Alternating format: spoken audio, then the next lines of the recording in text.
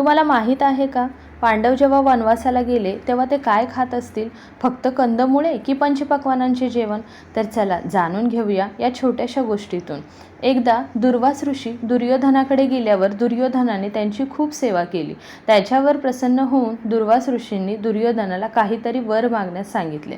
तेव्हा दुर्योधनाने, जशी मला आपली सेवा करण्याची संधी मिळाली तशीच माझ्या भावांना म्हणजेच पांडवांनाही मिळावी अशी माझी इच्छा आहे, अशी इच्छा दुर्वास ऋषींना सांगितली. तेव्हा दुर्वास ऋषी तथास्तु म्हणाले. दुर्योधनाला माहीत होते की जर दुर्वास ऋषी चिडले तर पांडवांना त्यांच्या शापाला सामोरं जावं लागेल.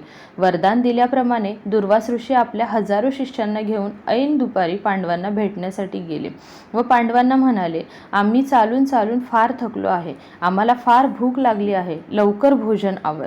तेव्हा युधिष्ठिरने सर्वांना हातपाय धुण्याची विनंती केली आणि जेवणाची तयारी झाली. दुर्वास ऋषींना वाटले की ऐन